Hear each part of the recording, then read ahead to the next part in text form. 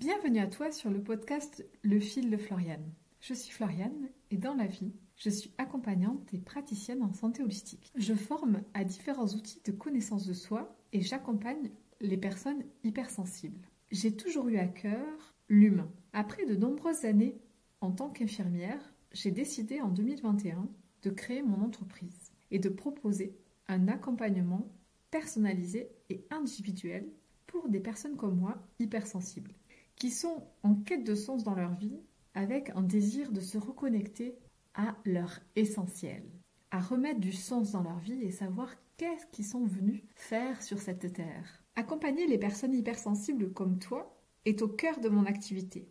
Ce qui m'anime, c'est d'accompagner à mieux comprendre ton hypersensibilité, ses manifestations et ses freins, mais aussi tous ces trésors qui sont cachés derrière. Toutes mes consultations se font en visio.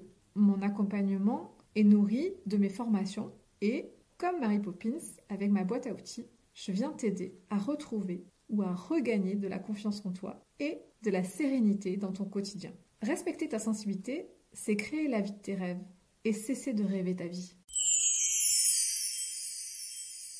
Grâce à toutes ces compréhensions et ces révélations que j'ai eues grâce à ma sensibilité, est né le désir de créer ce podcast, Le fil de Floriane, en référence au fil d'Ariane, pour t'accompagner à tirer ce fil qui t'amène au cœur de toi-même, à l'essence de qui tu es, à l'essence de ta fleur. Et oui, nous avons chacun une jolie fleur à l'intérieur de nous qui ne demande qu'à s'ouvrir et s'épanouir. C'est d'ailleurs pour ça que j'ai appelé mon accompagnement à fleur de soie, pour être comme dans des draps de soie et laisser éclore cette fleur qui est en nous.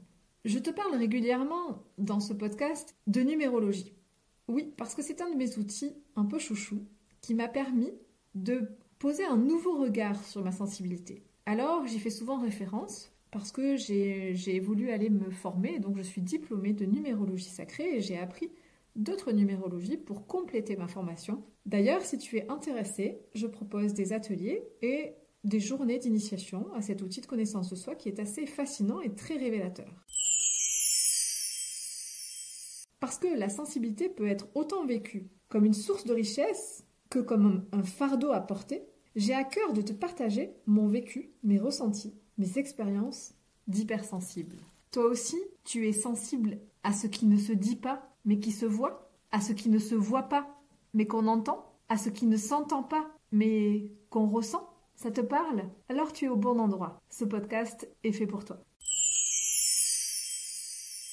Aujourd'hui, dans ce nouvel épisode, j'ai eu envie de te parler d'amour. C'est un vaste sujet, l'amour, pour l'hypersensible ou pour toutes les personnes. De toute façon, je crois que c'est la nourriture, notre nourriture de vie, c'est l'amour. Et ce mois de février est marqué souvent par cette fête qui est la Saint-Valentin. J'irai pas dessus parce que c'est une fête qui pour moi me parle moins parce que un bon hypersensible, un peu rebelle, tout ce qu'on me demande de faire, je pose toujours la question, mais pourquoi on doit le faire ce jour-là en fait? Il y a quelque chose qui me dérange dans le fait de devoir célébrer l'amour que ce jour-là. L'amour se célèbre chaque jour. On peut déclarer sa flamme, montrer à l'être qu'on aime ou à tous nos proches à n'importe quel moment, et parfois il y a des jours qui sont beaucoup plus vibrants où les planètes s'alignent plus que le 14 février. Mais c'est un sujet à part. D'ailleurs, là, en ce moment, je fais ce podcast et nous avons une conjonction dans le ciel entre Vénus et Mars qui sont en Verseau et ce sont un peu les amants cosmiques. Donc, il se passe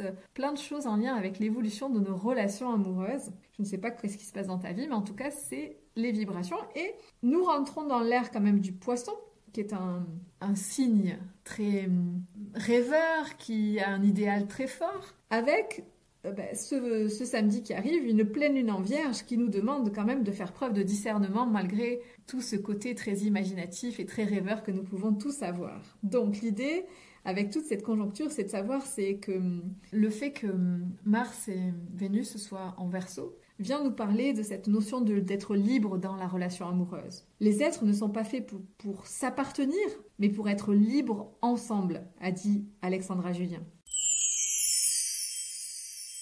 Alors, venons au cœur de ce sujet sur l'amour et l'hypersensible. Alors, c'est vrai que j'ai trouvé cette phrase « l'hypersensible est un extra céleste de l'amour ». J'aime bien cette petite phrase parce que ça résume beaucoup.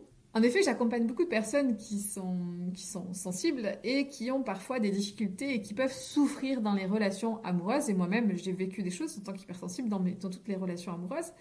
Parce que le sensible, il aime qu'on le comprenne. Il aime que la relation se ressente. Il a parfois tendance à idéaliser la relation amoureuse. Il projette sur l'autre ce qu'il a envie. Il a une tendance à croire aussi que comme il ressent l'autre, l'autre est capable de le ressentir aussi bien.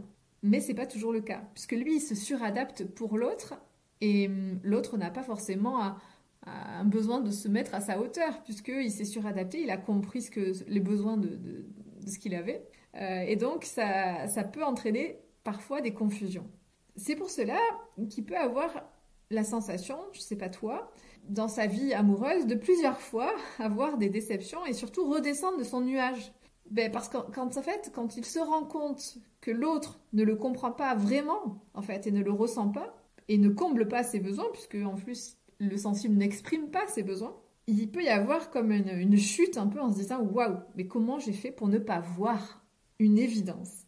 C'est pour cela qu'il est important pour le sensible ou l'hypersensible d'être conscient de ses réactions. Plus largement, ce qui est important, c'est d'être ancré dans le moment présent. Puisque comme c'est un rêveur qui vit souvent dans la lune, c'est pour ça que je parle d'extra-céleste, qui est vraiment dans un idéal, il a vraiment un besoin d'ancrage. Oui, il peut sentir les autres, et oui, il a des antennes pour capter ce que les autres ont besoin, mais ces antennes ont besoin d'être bien enracinées à la terre pour voir en face de lui qui est vraiment la personne qui est en face de lui.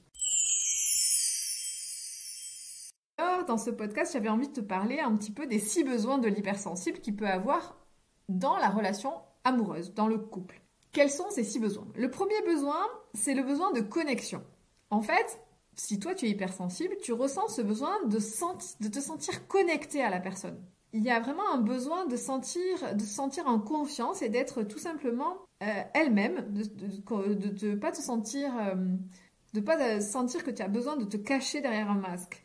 Alors c'est très différent de la dépendance affective. La connexion, c'est vraiment sentir que chez l'autre, il y a un lien, il y a quelque chose qui est créé de confiance et ça se connecte. Ça, c'est très important pour l'hypersensible de ressentir ça. Le deuxième besoin que peut avoir l'hypersensible dans sa relation amoureuse, c'est le besoin d'authenticité.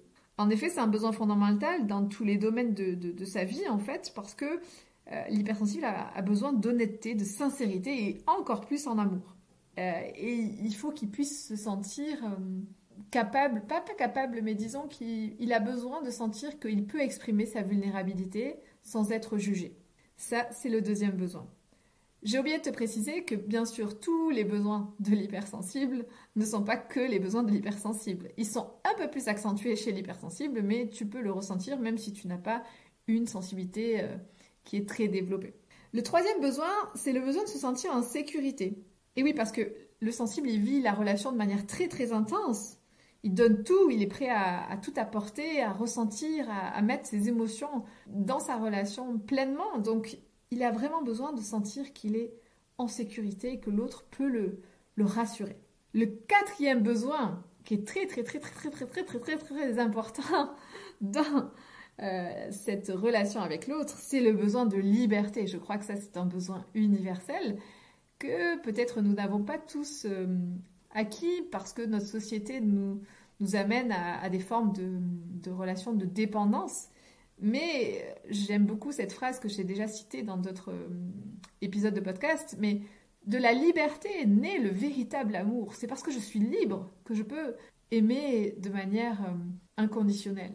Si j'aime sans être libre, c'est un amour conditionné par quelque chose.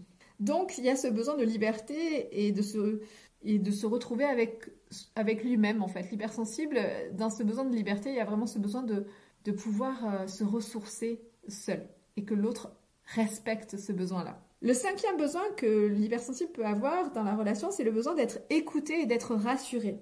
Et oui, les sensibles savent écouter et ils ont des dons pour ça, de belles qualités. Par contre, ils ont un fort besoin d'être aussi écoutés à leur tour. Et enfin, pour finir, le dernier besoin que l'hypersensible peut avoir dans une relation amoureuse, cela peut être d'être acceptée et aimée pour ce qu'elle est, tout simplement. Parce que souvent, chez le sensible, il y a une blessure de rejet qu'il a pu sentir et qu'il a pu vivre dans l'enfance, qui peut être réactivée dans la relation amoureuse, même s'il en a conscience et qu'il y a un chemin d'amour à faire sur ça et de guérison de cette blessure. Cette blessure a créé des carences chez lui, des carences affectives. Donc c'est très important que l'autre puisse mettre de l'amour dans ses failles. Voilà, c'était tous les besoins que peut avoir l'hypersensible dans l'amour. Je trouvais assez intéressant de te parler de ça en parlant de l'amour et de l'hypersensibilité, sachant que bien sûr que tous ces besoins se retrouvent chez des personnes qui ne sont pas hypersensibles. C'est juste que chez l'hypersensible, il y a une notion d'intensité dans ces besoins et dans ces ressentis. Et pour finir, j'avais envie de te lire un petit texte, juste pour un côté plus poétique et voir ce que ça fait chez toi. Je vis dans mes rêves. Je rêve ma vie en permanence. Je prends sur moi, j'accepte. Sur terre, j'accepte et je m'inflige les contraintes des autres. Je n'arrive pas à dire non par peur d'être seule. Mais au final, je suis toujours seule dans mon paradis des rêves. J'ai toujours espoir que quelqu'un arrive à rentrer dans mon rêve pour le rendre réel et non plus imaginaire. Je m'y prends mal, j'ai toujours pas compris que c'était à moi de donner vie à mes rêves. Qu'est-ce qui m'empêche d'y arriver? Qu'est-ce que je n'ai pas compris? Je vous invite à méditer peut-être sur ce texte, parce que des fois, quand on est hypersensible, on peut être dans une forme de schéma de dépendance. Et dans ce schéma de dépendance, on laisse finalement tout dépendre de la danse de l'autre. Mais c'est à nous d'être celui qui mène sa propre danse et pas laisser la danse de l'autre prendre le dessus. Alors, je t'invite à méditer, surtout avec cette saison du poisson dans laquelle on est rentré, qui nous pousse à croire en nos rêves, en nos idéaux, et en même temps, cette pleine lune de samedi qui arrive du 24 février, pleine lune en vierge, nous pousse à faire preuve de discernement. Je te remercie pour ton écoute, je te souhaite une belle pleine lune et une belle saison du poisson. Cesse de rêver ta vie, crée la vie de tes rêves. À très bientôt pour un nouvel épisode.